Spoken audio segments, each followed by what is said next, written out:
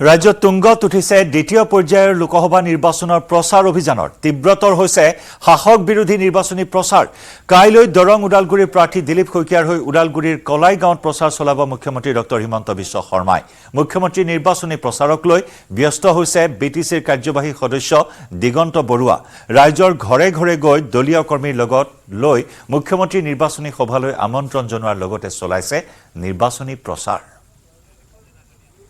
আগবঢ়াম আমাৰ সাংবাদিক ৰিপুঞ্জয় নাথৰ প্ৰতিবেদন অসমৰ জনপ্ৰিয় মুখ্যমন্ত্ৰী হিমন্ত বিশ্ব শৰ্মা কাইলৈ আহিব দৰং উদালগুৰিৰ প্ৰাৰ্থী দিলীপ শইকীয়াৰ হৈ নিৰ্বাচনী প্ৰচাৰ চলাবলৈ আৰু তাক লৈ ব্যস্ত হৈ পৰিছে বিটিচিৰ কাৰ্যবাহী সদস্য দিগন্ত বৰুৱা আৰু দিগন্ত বৰুৱাই এইদৰে মানুহৰ ঘৰে ঘৰে গৈ মানুহক আমন্ত্ৰণ জনাইছে যে হিমন্ত বিশ্ব শৰ্মাৰ যি নিৰ্বাচনী প্ৰচাৰ সভা সেই প্ৰচাৰ সভালৈ তেওঁলোক মানুহসমূহ এইদৰে আমন্ত্ৰণ জনোৱা পৰিলক্ষিত হৈছে আৰু এইদৰে আচলতে মানুহে সঁহাৰি দিয়া পৰিলক্ষিত হৈছে আৰু মোৰ লগত এই মুহূৰ্তত দিগন্ত বৰুৱা আছে কাৰ্যবাহী সদস্য তেওঁৰ পৰা মই পোনে পোনে জানিব বিচাৰিম কি ক'ব কেনেকুৱা প্ৰস্তুতি চলিছে যিহেতু হিমন্ত বিশ্ব শৰ্মা কাইলৈ আহিব ওদালগুৰিলৈ তো অহাকালি আমাৰ মাননীয় মুখ্যমন্ত্ৰী ডক্টৰ হিমন্ত বিশ্ব শৰ্মাদেৱে কালাইগাঁও মহাবিদ্যালয়ৰ খেলপথাৰত নিৰ্বাচনী প্ৰচাৰ চলাবৰ কাৰণে আহিব আৰু এই সভাত আমি আমাৰ টংলা বিধানসভা নৱগঠিত টংলা বিধানসভা সমষ্টিৰ হৈ প্ৰচাৰ চলাব আৰু আমি এই সভাত 30,000 মানুহৰ অংশগ্ৰহণ আমি বিচাৰিছোঁ বিশেষকৈ মুদৈবৰী পৰিষদীয় সমষ্টিৰ পৰা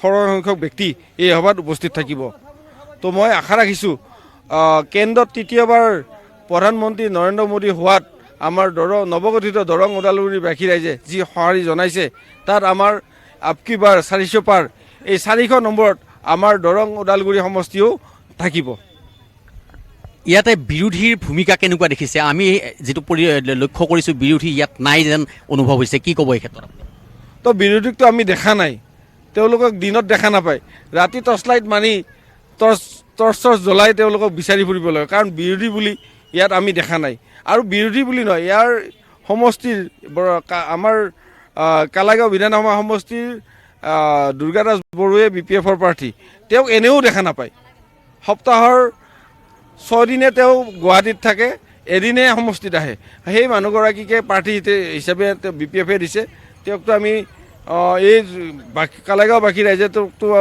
নিবিচাৰে আৰু এই মুহূৰ্তত মোৰ লগত BPFৰ পৰা বিজেপিত আপুনি যোগদান কৰিছে কেনেকুৱা যেটো আপুনি প্ৰচাৰত ব্যস্ত হৈ পৰিছে হয় খুব ভাল ৰাইজৰ সহাৰি খুব ভালে পাইছোঁ কাৰণ BPF দলৰ প্ৰাৰ্থীজনক আচলতে দেখা পোৱা নাযায় যাৰ পৰিণতিত আমাৰ কিছু সুবিধা হৈছে কাৰণ আমি যে ফিল্ডত ঘূৰি আছোঁ আচলতে কোনো বিৰোধীক আমি ক'তো লগেই পোৱা নাই আচলতে ক'ৰবাত যদি তেওঁলোকক পালোহেঁতেন তেতিয়াহ'লে বস্তুবিলাক ভালহেঁতেন ভাল লাগিলেহেঁতেন কিন্তু নাই খুদা আমিয়ে যেন বল লৈ ফুৰিছোঁ আমাৰ পিছত আৰু কোনো বল মানে কাঢ়িবৰ কাৰণে কোনো নাই তেনেকুৱা এটা পৰিৱেশ হৈছে খুব ভাল লাগিছে হয় এটা কথা ক'ব লাগে এইদৰে আচলতে এইসকল লোকে যিহেতু মুখ্যমন্ত্ৰীৰ যি সভা সেই সভালৈ আচলতে মানুহৰ ঘৰে ঘৰে গৈ আমন্ত্ৰণ জনাইছে আৰু যিহেতু জনপ্ৰিয় মুখ্যমন্ত্ৰী হিমন্ত বিশ্ব শৰ্মা আহিব আৰু তাক লৈ আচলতে এইসকল লোক উৎসাহী হৈ পৰিছে আৰু এইদৰে বিজেপিৰ কাৰ্যবাহী সদস্যগৰাকীয়ে দিলীপ শইকীয়াৰ হৈ প্ৰচাৰ চলোৱাত ব্যস্ত হোৱা পৰিলক্ষিত হৈছে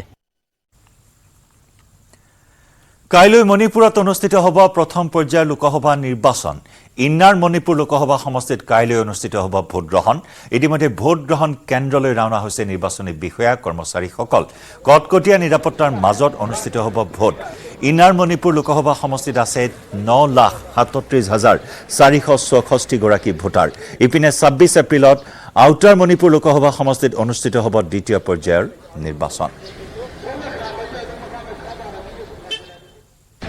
Now we are getting ready. The EVMs have been already opened, the strong room. So after this, the material and all these machines will be kept in proper places of the respective AROs. We are having rather 9 designated locations here inside the complex, 7 AROs and another 2 for one inner and one outer special polling stations for the internally displaced persons. There will be 538 polling stations of various categories of sensitivity and where security personnel will be kept. Of course, the number of polling personnel are the same, 4 numbers. We are having micro observers, we are having sector of magistrates, they will all be gathered here today. We are having 2 grounds nearby. From there the vehicles have been all stationed and ready. By around 9, they will start moving out from their respective locations. People will be coming here around 9. We expect by around 10 to 10:30, the first team will start moving.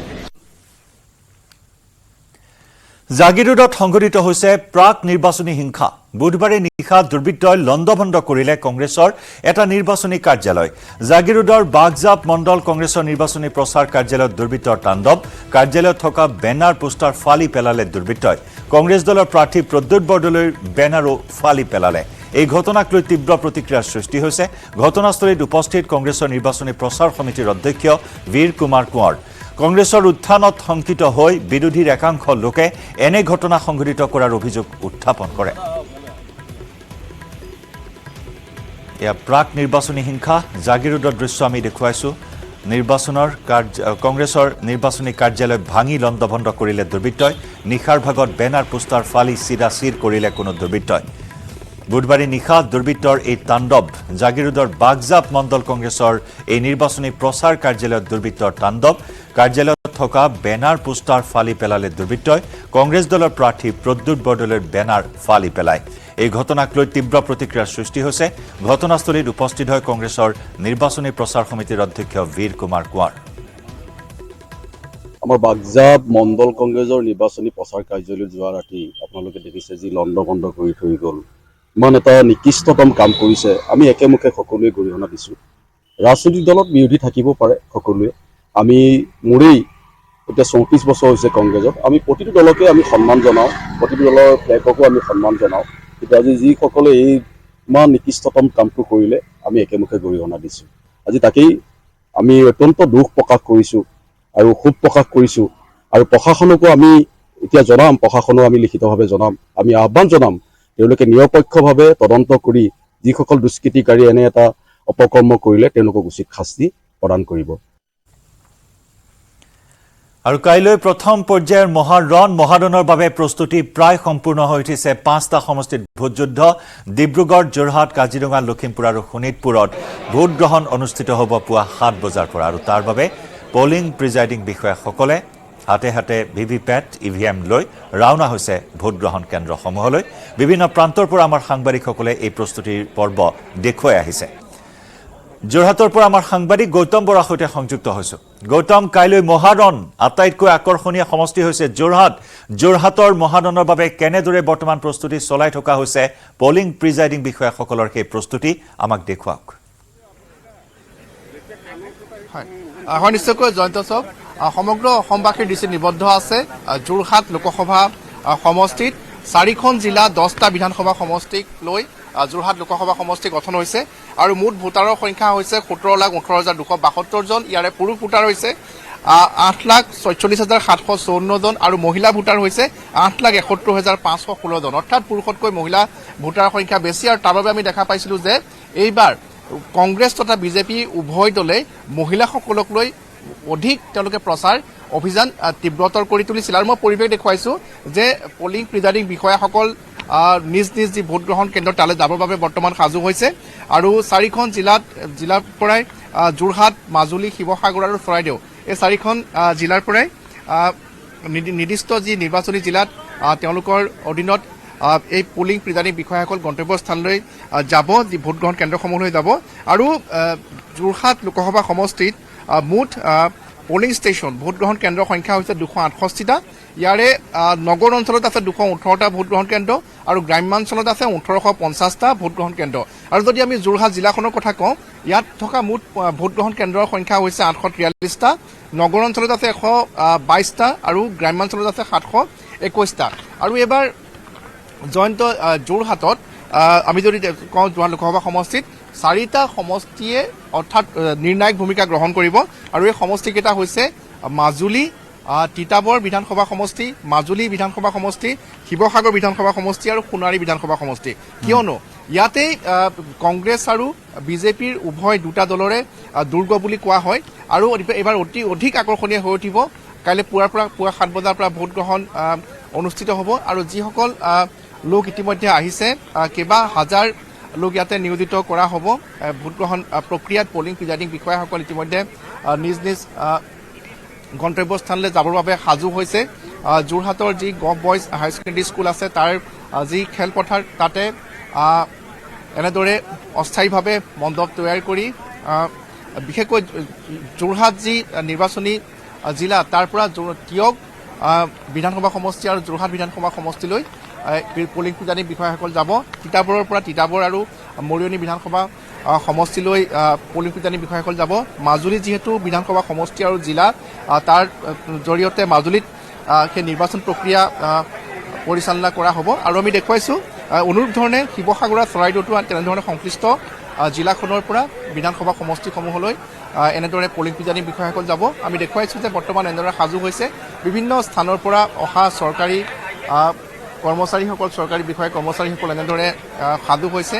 আৰু এইবাৰ আটাইতকৈ গুৰুত্বপূৰ্ণ হৈ উঠিছে যোৰহাট লোকসভা সমষ্টি, কিয়নো কংগ্ৰেছ প্ৰাৰ্থী গৌৰৱ গগৈ আৰু বিজেপি প্ৰাৰ্থী তপন গগৈ ডাঙৰীয়াৰ মাজত যুঁজ অনুষ্ঠিত হ'ব। আৰু বিশেষকৈ এগৰাকী ৰাষ্ট্ৰীয় পৰ্যায়ৰ নেতা গৌৰৱ গগৈক কেন্দ্ৰ কৰি যোৰহাটৰ ওপৰত সকলোৰে দৃষ্টি নিবদ্ধ হৈ আছে। আৰু বিজেপিয়ে কালি নিৰ্বাচনী প্ৰচাৰৰ অন্তিম সময়লৈকে যোৰহাট লোকসভা সমষ্টিত ব্যাপক নিৰ্বাচনী প্ৰচাৰ চলোৱা আমি দেখিবলৈ পাইছিলোঁ। আৰু বিশেষকৈ আমি দেখিবলৈ পাইছোঁ যে মহিলাসকলকো নিয়োজিত কৰা হৈছে। বাইদেউ, কোনটো ভোটগ্ৰহণ কেন্দ্ৰত পৰিছে আপোনালোক? আমি ৰিজাৰ্ভতহে আছো, এতিয়ালৈকে পৰা নাই। ৰিজাৰ্ভত ৰাখিছে? কেনে লাগিছে আপোনালোকৰ? ভালে লাগিছে। 3 দিন ট্ৰেইনিং কৰিলো, ভাবিছিলো কৰিম বুলি, কিন্তু নপৰিলো। অকমান দুখো লাগিছে। হয় বাইদেউ, আপুনিও ৰিজাৰ্ভতে? হয়, ময়ো ৰিজাৰ্ভতে আছো। ৰিজাৰ্ভতে আছে? হয় হয়। কেনেকুৱা লাগিছে এইবাৰ? খুবেই ভাল লাগিছে। আমিও আশা কৰিছিলো পৰিম বুলি, নপৰাৰ কাৰণে বেয়া লাগিছে। এতিয়াও চাওঁ, আশা কৰি আছো কিজানি পাওঁ। ফাৰ্ষ্ট পুলিং অফিচাৰ পৰিছো, গতিকে ডিউটিটো কৰিবলৈ আমিও ৰেডি হৈ আছো। আৰু ৰেডি হৈ আছে? হয়, ধন্যবাদ জনাইছো। আৰু দেখুৱাইছো যে মহিলাসকল, বিশেষকৈ মহিলা যিসকল বিষয়া কৰ্মচাৰী আছে, তেখেতসকলো অতিকৈ আগ্ৰহী। যে ইয়াৰ পূৰ্বে কেতিয়াবা কৰিছে নেকি এনেধৰণে? প্ৰথম আছিলে, আশা কৰিছিলো পাম বুলি, কিন্তু নাপালো। দুখ লাগিছে সেইটো কাৰণে। সেইকাৰণে দুখ লাগিছে। হয়। আমি দেখিবলৈ পাওঁ যে বহু মহিলা কৰ্মচাৰীয়ে তেওঁলোকৰ নামটো যেতিয়া আহে, ট্ৰেইনিঙৰ বাবে আহে, সেয়া অনিচ্ছা প্ৰকাশ কৰে, হয়নে? আমি দেখিবলৈ পাওঁ যে নামটো কেনেকৈ কটাব পাৰি, কিন্তু আপোনালোকক ব্যতিক্ৰম দেখিছোঁ, আপোনালোকে আগ্ৰহী হৈ আছে। মানে এইটো এটা নতুন অভিজ্ঞতা। আমি সোৱাদ ল'ম বুলি ভাবিছিলো, কিন্তু এতিয়ালৈকে পোৱা নাই। আশা কৰি আছো পাম বুলি। হয়, ধন্যবাদ জনাইছো। আৰু আমি মহিলা কৰ্মচাৰী দেখা পাইছো। বাইদেউ, কোনটো ভোটগ্ৰহণ কেন্দ্ৰত পাইছে? আমি প্ৰিন্সিপাল, মানে যোৰহাট প্ৰিন্সিপালত পাইছো। সেইটো মহিলা এটা পৰিচালিত? হয়, মহিলা মডেল পুলিং ষ্টেচন হয়। মডেল পুলিং ষ্টেচন হয়। কেনেকুৱা লাগিছে? আগতে কৰিছে নাই? মই আগতে কৰা নাই, এবাৰ প্ৰথম হয়। সেইকাৰণে অকণমান মানে ভয়ো লাগিছে, নতুন এক্সপিৰিয়েঞ্চ ল'বলৈ আহিছো কাৰণে অকণমান ভালো লাগিছে। আৰু ভালো লাগিছে। হয়, ধন্যবাদ জনাইছো। বাইদেউ, আপোনাৰ নিশ্চয় পৰিছে? হয়, কোনটো চেণ্টাৰ? মোৰ প্ৰিন্সিপাল মডেল পলিং ষ্টেচন। মানে কেনেকুৱা লাগিছে? আগতে কৰিছে চাগে? নাই, এবাৰ প্ৰথম। এইবাৰ প্ৰথম? আচ্ছা, ভাল লাগিছে চাগে? ভালো লাগিছে, ভয়ো লাগিছে। ভয় লাগিছে। ধন্যবাদ জনাইছো। হয়, গৌতম, এক উৎসৱমুখৰ পৰিৱেশ, নিৰ্বাচনী বতৰত এক উৎসৱমুখৰ পৰিৱেশে বিৰাজ কৰিছে এই প্ৰস্তুতি পৰ্বক লৈ। Women polling station, model polling station, বিভিন্ন ধৰণৰ এইবাৰ ব্যৱস্থা গ্ৰহণ কৰা হৈছে। আৰু এনেদৰেই এতিয়া কাইলৈ ভোটযুদ্ধ, প্ৰথম পৰ্যায়ৰ ভোটযুদ্ধৰ বাবে সাজু হোৱা পৰিলক্ষিত হৈছে। গৌতম, এই মুহূৰ্তত ধন্যবাদ জ্ঞাপন কৰিছো আপোনাক। আৰু প্ৰথম পৰ্যায়ৰ নিৰ্বাচনৰ বাবে পুৱাৰে পৰা জিলা মহকুমা সদৰৰ পৰা প্ৰিজাইডিং আৰু পলিং বিষয়াসকলে ইভিএম ভিভিপেট লৈ নিজ নিজ ভোটগ্ৰহণ কেন্দ্ৰলৈ ৰাওনা হৈছে। তিতাবৰ মহকুমাৰ প্ৰায় সংখ্যক ভোটগ্ৰহণ কেন্দ্ৰতো এই মুহূৰ্তত প্ৰস্তুতি প্ৰায় সম্পূৰ্ণ হৈ উঠিছে।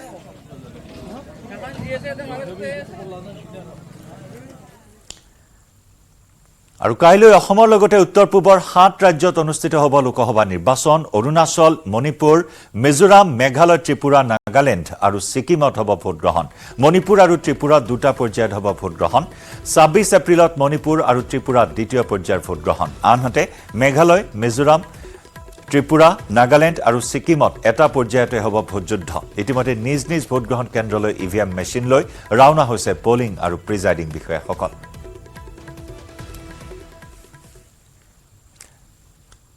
আৰু সমান্তৰালকৈ অৰুণাচল আৰু ছিকিমত লোকসভাৰ লগতে অনুষ্ঠিত হ'ব বিধানসভাৰো নিৰ্বাচন।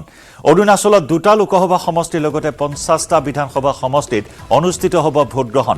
পুৱা 7 বজাৰ পৰা বিয়লি 5 বজালৈ অনুষ্ঠিত হ'ব ভোটগ্ৰহণ। ইতিমধ্যে 60টা সমষ্টিৰ 10টা সমষ্টিত বিনা প্ৰতিদ্বন্দ্বিতাই জয়ী হৈছে বিজেপি প্ৰাৰ্থী। আনহাতে ছিকিমত 1টা লোকসভা সমষ্টিৰ লগতে 32টা বিধানসভা সমষ্টিত হ'ব ভোটগ্ৰহণ। প্ৰতিটো ভোটগ্ৰহণ কেন্দ্ৰত কটকটীয়া নিৰাপত্তা ব্যৱস্থা।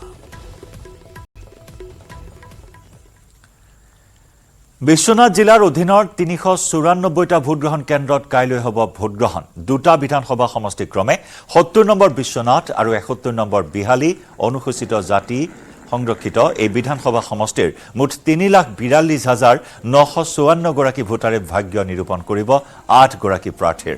মুঠ ৩৯৪টা ভোটগ্ৰহণ কেন্দ্ৰৰ ২১৮টা বিশ্বনাথ সমষ্টিৰ আৰু ১৭৬টা বিহালী সমষ্টিৰ অন্তৰ্গত।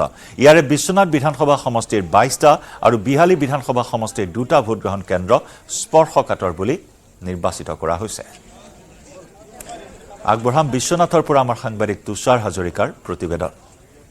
মই উপস্থিত আছো বিশ্বনাথৰ উপায়ুক্ত কাৰ্যালয়ত আৰু মোৰ সহযোগী ইয়াত দৃশ্য দেখুৱাব। পুলিং আৰু প্ৰিজাইডিং বিষয়াসকল আহি পেলাই ৰাতিপুৱা ইয়াত উপস্থিত হৈছে আৰু ইয়াৰ পিছতে এতিয়া দেখিবলৈ পোৱা গৈছে যে ভোটগ্ৰহণ কেন্দ্ৰসমূহলৈ ৰাওনা হৈছে পুলিং আৰু প্ৰিজাইডিং বিষয়াসকল। আৰু বিশ্বনাথ যি নিৰ্বাচন জিলাত দুটাকৈ বিধানসভা সমষ্টি অন্তৰ্ভুক্ত হৈ আছে, বিহালী আৰু বিশ্বনাথ বিধানসভা সমষ্টি, আৰু ৩৯৪টা ভোটগ্ৰহণ কেন্দ্ৰ আছে এই বিশ্বনাথ নিৰ্বাচনী জিলাত। আৰু ইতিমধ্যে প্ৰায় ১৮২০ গৰাকী পুলিং আৰু প্ৰিজাইডিং বিষয়া নিয়োগ কৰা হৈছে এই ভোটগ্ৰহণ কেন্দ্ৰসমূহত।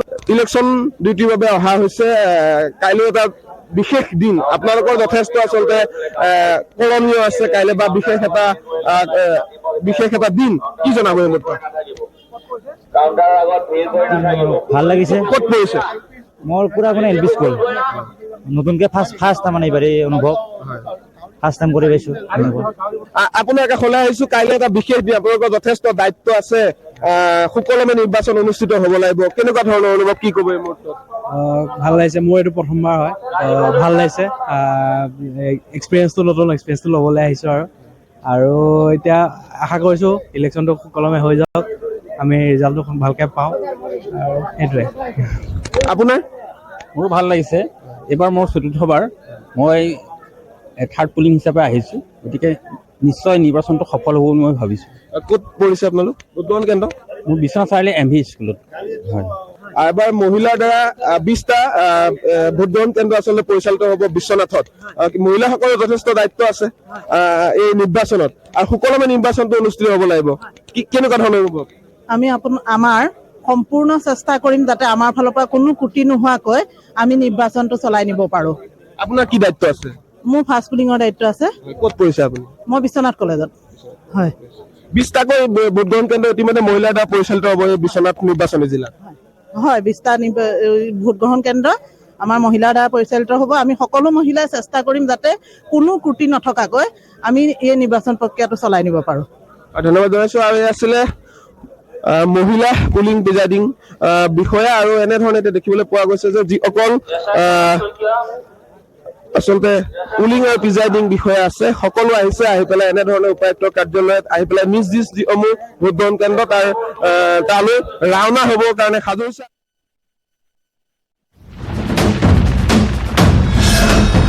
ভাৰতৰ গৌৰৱ গোটেই বিশ্বতেই ইয়াৰ সন্মান। ষ্ট্ৰং মানে মাইথান ষ্টীল।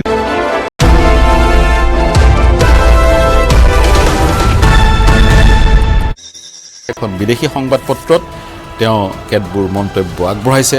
ভাৰতবৰ্ষৰ সন্দৰ্ভত তেওঁ যি পৰিকল্পনা, সেই পৰিকল্পনাৰ কথা কৈছে। ভাৰতবৰ্ষ কেনেকৈ আগবাঢ়ি গৈছে সেই সকলোবোৰ বৰ্ণনা তেওঁ এই সাক্ষাৎকাৰত আগবঢ়াইছে। আপোনালোকে এই সাক্ষাৎকাৰ পঢ়িব পাৰে, এক দীঘলীয়া সাক্ষাৎকাৰ আৰু দীঘলীয়া এক কাভাৰ ষ্টৰী, যি কাভাৰ ষ্টৰী প্ৰকাশ পাইছে এইবাৰৰ নিউজ উইকত। প্ৰিয় দৰ্শক, প্ৰধানমন্ত্ৰীৰ এই সাক্ষাৎকাৰ সন্দৰ্ভত আপোনালোকৰ মন্তব্য কি আমাক জনাব পাৰিব। আমাৰ সৈতে সংযুক্ত হ'ব পাৰিব আমাৰ ইউটিউব চেনেল আৰু ফেচবুক পেজৰ যোগেদি। সংযুক্ত হৈ আমাৰ যি কমেণ্ট বক্স, ইউটিউব চেনেল আৰু ফেচবুক পেজৰ এই কমেণ্ট বক্সত আপোনালোকৰ মন্তব্য আগবঢ়াব পাৰিব। আপোনালোকৰ মন্তব্য আমাৰ কাৰণে চালিকা শক্তি। এই যি বাতৰিয়ে মোদীৰ সাক্ষাৎকাৰে শিৰোনাম দখল কৰাৰ কাৰণে এক বিশ্লেষণ আগবঢ়ালোঁ, এই বিশ্লেষণ কেনে পালে জনাব। কেৱল এই বাতৰিয়ে নহয়, দেশ বিশ্ব ৰাজ্যৰ সকলো বা বাতৰিৰ বাবে চাই থাকিব নিউজ 18 অসম নৰ্থ ইষ্ট। ধন্যবাদ।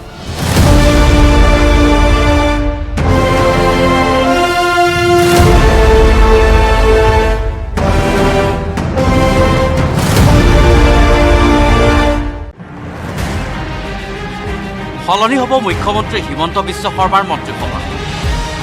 মুখ্যমন্ত্ৰী হিমন্ত বিশ্ব শৰ্মাৰ মন্ত্ৰীসভালৈ আহিব নতুন মুখ।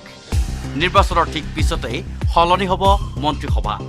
মন্ত্ৰীসভাৰ সম্প্ৰসাৰণৰ লগতে হ'ব ৰদবদল।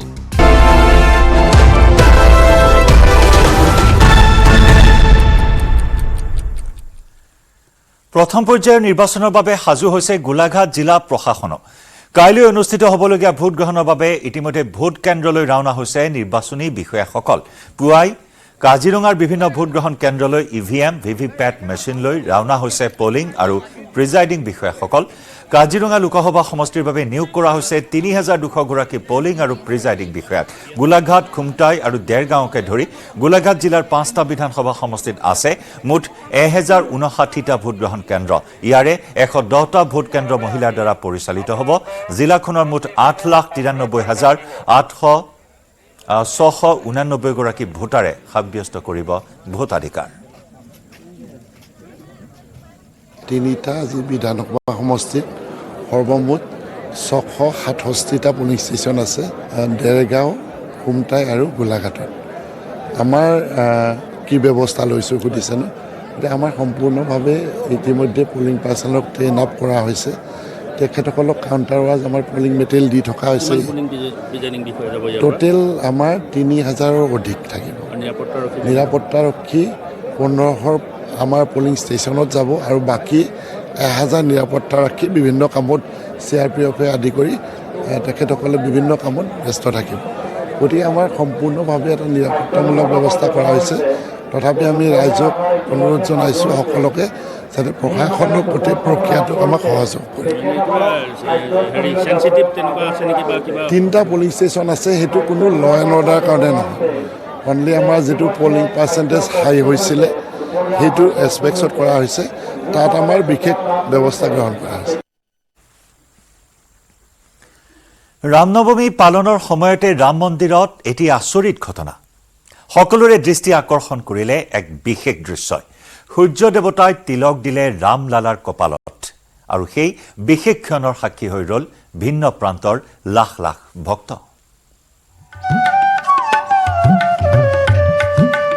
ৰাম মন্দিৰত ঘটিল এক আচৰিত ঘটনা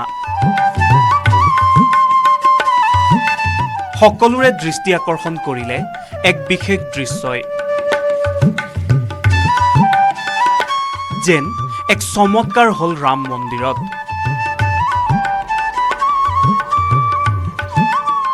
সূৰ্য দেৱতাই তিলক দিলে ৰামলালাৰ কপালত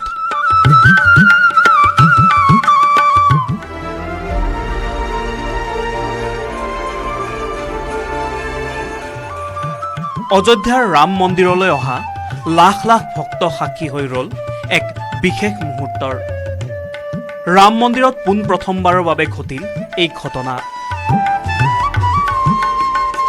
ৰাম মন্দিৰ নিৰ্মাণৰ পিছত অযোধ্যাত প্ৰথমবাৰৰ বাবে উদযাপন কৰা হৈছে ৰাম নৱমী ৰাম নৱমী উপলক্ষে নৰূপত সজাই পৰাই তোলা হৈছে অযোধ্যা দেশৰ ভিন্ন প্ৰান্তৰ লাখ লাখ ভক্তই ভিৰ কৰিছে ৰাম মন্দিৰত ফুলেৰে সজাই তোলা হৈছে সমগ্ৰ মন্দিৰটো পিছে সকলো ৰৈ আছিল এক বিশেষ ক্ষণৰ বাবে ৰামলালাৰ জন্ম জয়ন্তী উপলক্ষে সূৰ্য দেৱতাই ভগৱান ৰামক তিলক পৰিধান কৰাব সকলো ভক্তৰ অপেক্ষাৰ অন্তত আহিল সেই মুহূৰ্ত দুপৰীয়া 12:16 সূৰ্য দেৱতাই তিলক দিলে ৰামলালাৰ কপালত ভক্তিত গদগদ হৈ উঠিল অগণন ভক্ত 4 মিনিটৰ বাবে সেই দৃশ্য চাবলৈ পালে লাখ লাখ ভক্তই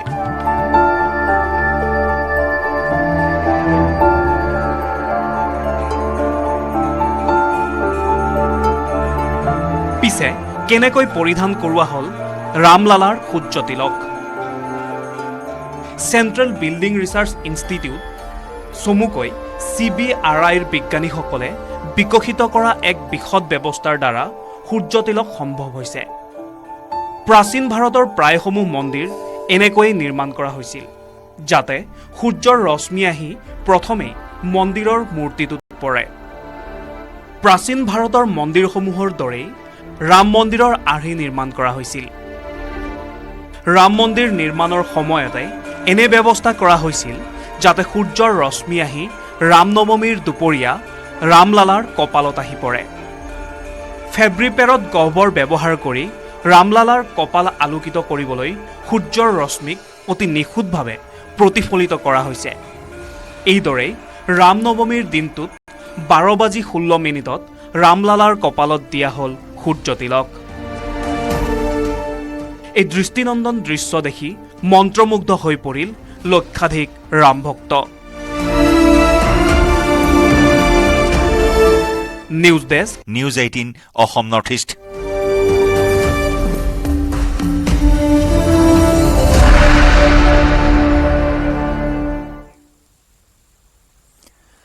নিৰ্বাচনৰ প্ৰাকক্ষণত তুংগত উঠিছে শাসক বিৰোধী নেতাৰ বাকযুদ্ধ। বিজেপি বিধায়ক বিজয় মালাকৰৰ প্ৰত্যুত্তৰ দিলে AIUDFৰ বিধায়ক জাকিৰ হুছেইন লস্কৰে। বিজেপিয়ে উচ্ছেদ কৰিলে AIUDFে পুনৰ সংস্থাপন দিব বুলি মন্তব্য হাইলাকান্দিৰ বিধায়ক জাকিৰ হুছেইন লস্কৰৰ। বিজেপিক ভোট নিদিলে উচ্ছেদ কৰা হ'ব বুলি ৰাতাবাৰীৰ বিধায়ক বিজয় মালাকৰে কৰা মন্তব্যৰ পিছতে প্ৰত্যুত্তৰ দিলে হাইলাকান্দিৰ AIUDFৰ বিধায়কজনে। বিজেপিৰ দিনত গণতন্ত্ৰ নাই বুলি সমালোচনা কৰে জাকিৰ হুছেইন লস্কৰে। বিধায়কে চাওক, এইটো সংখ্যাৰ বলত কিবা কৈছে, কিন্তু এই যদি আমাৰ হয়, আমাৰ মানুহ আছে কিন্তু পাত্তা দিয়া নাই, গভৰ্ণমেণ্টে পাত্তা দিয়া নাই। বিজেপিয়ে এইটোতো ৰাজধৰ্ম পালন কৰিব লাগে, এইটো এনেকুৱা কথা। তেখেতে যিমান উচ্ছেদ কৰাইছিলে সিমান মানুহক আমাৰ কেণ্ডিডেটে জাগা দিছে, আমি সকলোৱে মিলি জাগা দিম, লাগিলে দেখা যাব কি হয়। কৰিবই নোৱাৰিব, আমি মৰি গৈছোঁ নেকি? আমি লাগিলে যি লাগে কৰিম আৰু এইটোৰ এগেইনষ্টত